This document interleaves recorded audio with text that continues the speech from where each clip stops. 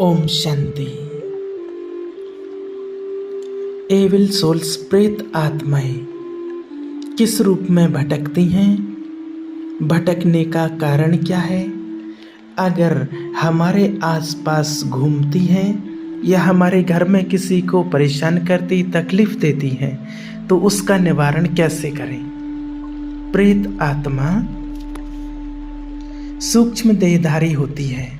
जिनको देह नहीं होती है, उनकी हड्डी मांस की देह नहीं होती है, वो पतित होती है।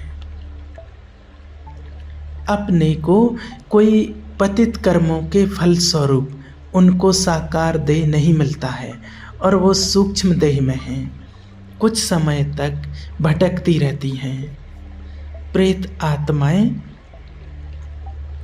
कोई बुरे कर्म संस्कारों वाली आत्माएं होती हैं।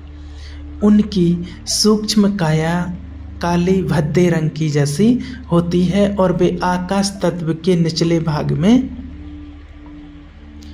पृथ्वी के आसपास घूमती रहती हैं। उनकी आशाएं, वासनाएं, इच्छाएं उनकी रह जाती हैं। वे आत्माएं फिर अशुद्ध आत्माओं के रूप में भटकती हैं, घोष्ट छाया के मुआफिक आती हैं। यह भी वंडर है कि वो कैसे घूमते फिरती रहती हैं। ड्रामा में आत्मा को शरीर न मिलने के कारण भटकती है, छाया रूप ले लेती है, जैसे परछाई होती है ना, लेकिन उन लोगों की परछाई नहीं होती, परछाई नहीं पड़ती है।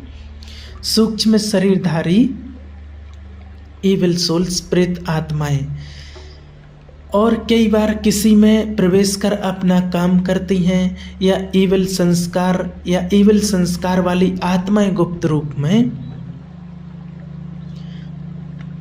दोनों प्रकार की आत्माएं, प्रेत आत्माएं कही जाती हैं। कोई कहते हैं अकाली मृत्यु जिनकी होती है और उनका टाइम नहीं हुआ है अभी जाने का, और वो अचानक चली जाती हैं, एक्सीडेंट आदि या किसी न किसी प्रकार से शरीर छूट जाता है उनका, या कोई अपना शरीर नष्ट कर देते हैं किसी न किसी प्रकार से। मना हर किसी के साथ नहीं होता है ऐसा, किसी के साथ होता है जो उसको शरीर नहीं मिलता है।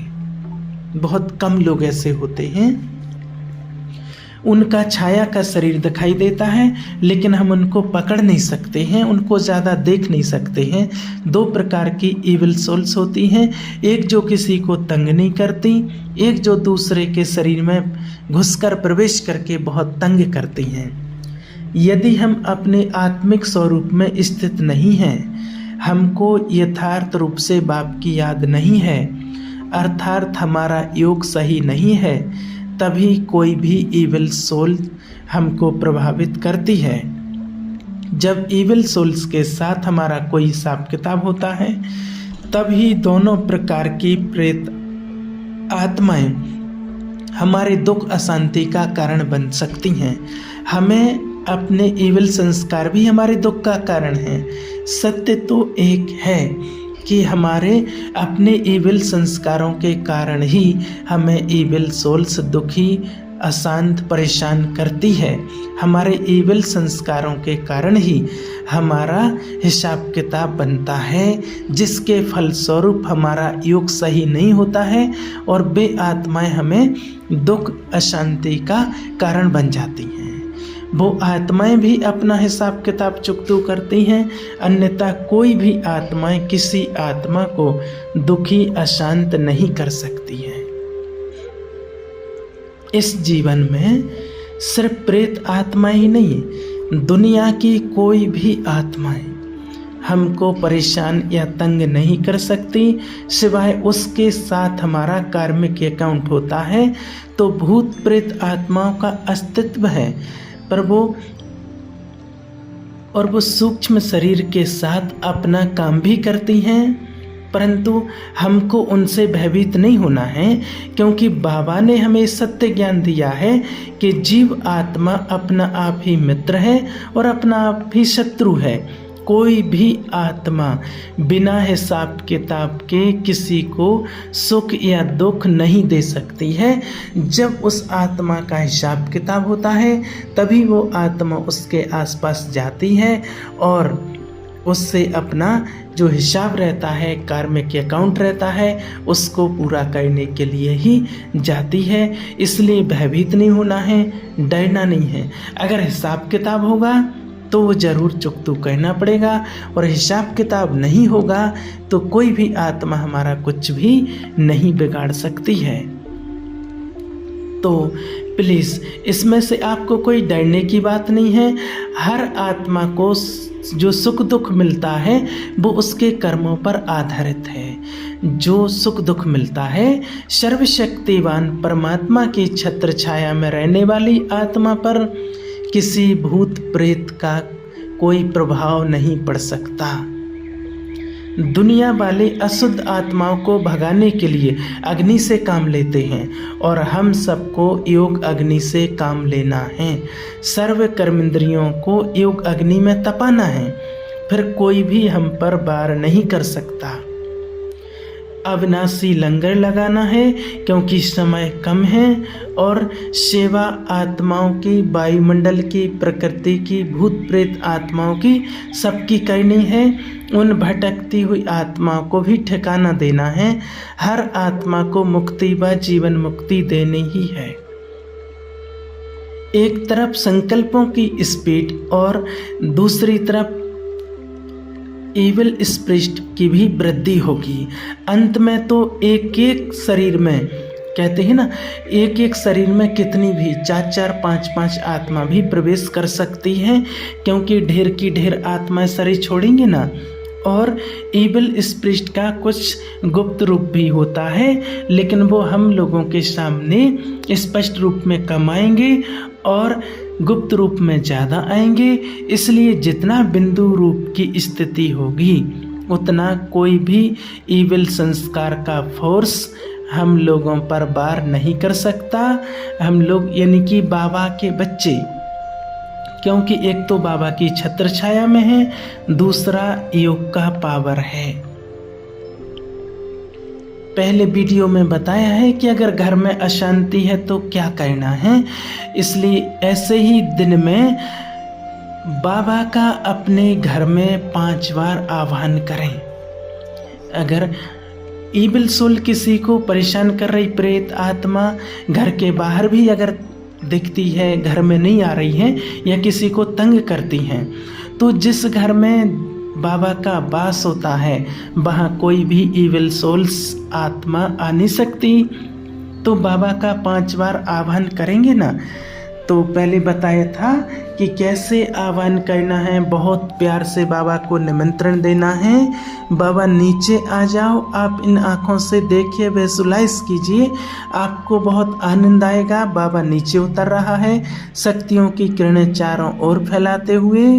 फिर ब्रह्मा बाबा के तन में प्रवेश किया, दोनों नीचे आ रहे हैं, गोल्डन लाइट फैलाते हुए घर में आ गए हैं। बाप दादा के अंग अंग से रंग बिरंगी किरणें फैल रही हैं। फील करो, बाबा का वरदानी हाथ मेरे सिर पर है और मुझ आत्मा को शक्तिशाली बना रहा है और पवित्र बना रहा है।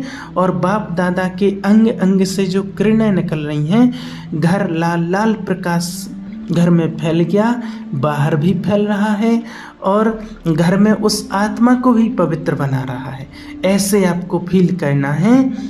जिस घर में भगवान आए उस घर में कितनी पवित्रता आ जाए। तो एक ये करना है। दूसरा, सबसे पहले आपको अमृत वेले एक पानी की लोटी लो और बाबा के सामने रख करके उसको चार्ज करो। बाबा के सामने रख के चार्ज करना आता है ना। पवित्रता की किरणें बाबा की उस पानी में गिर रही हैं और वो पानी पूरे घर में छिड़क दो और साथ में बाहर भी छिड़क दो, अगर बाहर आपको लगता बाहर घूमती है प्रेत आत्मा तो। और घर में पवित्रता के वाइब्रेशन खूब फैलाओ और पवित्रता से उस आत्मा को मुक्ति मिल जाएगी। क्योंकि हमें तो सबको मुक्ति देनी है। मैं पवित्र आत्मा हूँ, सर्वशक्तिवान हूँ। जितना हो सके वाइब्रेशन फैलाओ। और आगे अगर ज़्यादा दिक्कत है, ज़्यादा समस्या है तो 21 दिन की भट्टी कर ही लो। उसमें अमृत वेला नहीं गिरना है, उसमें 21 दिन एक ही टाइम पर, एक ही समय पर, एक ही जगह 21 दिन तक करना है। खंडित नहीं होने देना है, जगह नहीं बदलनी है, समय नहीं बदलना है। और उस भट्टी में आप क्या सम्मान लेंगे? मैं मास्टर मुक्तिदाता हूँ, मैं मास्टर सर्वशक्तिवान हूँ, पवित्र आत्मा हूँ। आत्माएं, प्रेत आत्माएं दूर हो जाएंगी, उसको मुक्ति मिल जाएगी। और रात को सोने से पहले 21 बार संकल्प करें, मैं मास्टर सर्वशक्तिवान हूँ, मैं पवित्र आत्मा हूँ। मेरे मस्तक से, मेरे भृकुटी से, अंग अंग से लाल किरणें फैल रही हैं और वो बाहर भी जा रही हैं। तो उस अशुद्ध आत्मा को, प्रेत आत्मा को भी मुक्ति मिल जाएगी। और एक करना है, बिंदी रूप में स्थित हो जाओ। अगर आप योग में रहते हैं, बाबा की छत्र छाया में रहते हैं, तो कोई भी आपके सामने आने की हिम्मत नहीं करेगी, कोई भी प्रेत आत्मा। किसी को डरने की आवश्यकता नहीं है। हमारे पास योग बल है, तो हमको कोई कुछ भी नहीं कर सकता है। बाबा की शक्ति हमारे साथ है। एक काम और कर सकते हैं, अमृत वेले पानी के घड़ा को चार्ज कीजिए, उस पर बाबा की किरणें गिर रही हैं, पानी खूब चार्ज कीजिए और उस पानी से खाना बने। वो भी एक बहुत अच्छा तरीका है, उसका बहुत इफ़ेक्ट होता है। और एक बहुत अच्छा है कि अमृत वेले सूक्ष्म वतन में उस आत्मा को बाप दादा के पास इमर्ज कीजिए और उन आत्माओं को डायरेक्ट सकाश नहीं देना, क्योंकि वो आप पर भी उसका प्रभाव पड़ सकता है। तो ऐसे आपके घर के आसपास किसी में भी है तो ये निकल जाता है। इसलिए बाबा से किरणें लेनी है, बाबा को दलाल बना के, और फिर उसको किरणें वो देनी है। क्योंकि कितनी आत्माएं होती हैं और फिर उनका इफेक्ट हमारे ऊपर भी पड़ने लगता है। ऐसे कई लोग बताते हैं ना, कईयों को देखा है कि एक के शरीर में 2-2, 3-3 आत्माएं प्रवेश कर गई हैं, उसको परेशान कर रही हैं। तो ऐसा हो सकता है, ऐसे कई लोगों के अनुभव हैं, ये सत्य है। एक जगह की और एक सत्य घटना है। एक भाई एक सेंटर पर रहते थे, वहाँ सेंटर बन रहा था और वो उसकी ड्यूटी थी आदि कार्य आदि करवाना, देखना, सब कुछ करवाना। एक दिन वो बाहर गया हुआ था और लौट के आने में वो थोड़ा लेट हो गया। लेट हुए उसने छत पर कपड़े सुखाए हुए थे और जब वो छत पर कपड़े लेने गया, अंधेरा हो गया था, तो उसका पाँव फिसल गया और वो ऊपर से नीचे गिरा। और जिस टाइम वो ऊपर से नीचे गिरा और उसके मुख से निकला दीदी, और उसने वहीं पर शरीर छोड़ दिया। तो फिर कुछ समय के बाद वो, जब दीदी जो सेंटर की दीदी थी और वो जीना से, माने सीढ़ियों से नीचे उतर रही थी, तो उनको ऐसा कई बार महसूस हुआ कि कोई पीछे पीछे आ रहा है। तो वो दीदी थोड़ी बहादुर थी और उनने कहा, कौन मेरे पीछे पीछे आ रहा है? तो मैंने उनको ऐसा कई बार महसूस हुआ कि वो आत्मा यहाँ है। तो फिर उनको जब महसूस होने लगा तो फिर दीदी ने उस आत्मा के प्रति भी योग किया और बाबा से बोला कि बाबा इस आत्मा को भी मुक्ति मिल जाए। एक सत्य घटना है। तो वो दीदियाँ उसके लिए बहुत योग करती थीं कि उस आत्मा को मुक्ति मिल जाए। तो एक सत्य घटना है और फिर उस आत्मा को भी मुक्ति मिल गई।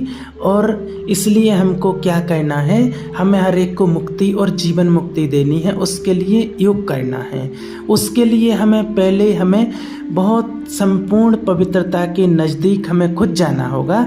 जितना योग शक्तिशाली बनता जाएगा तो वो शक्तियाँ हमें मिलती जाएंगी, तब हम दूसरी आत्माओं को दे पाएंगे। इसलिए हमें अपनी स्थिति को बहुत पावरफुल बनाना है। ठीक है। ओम शांति।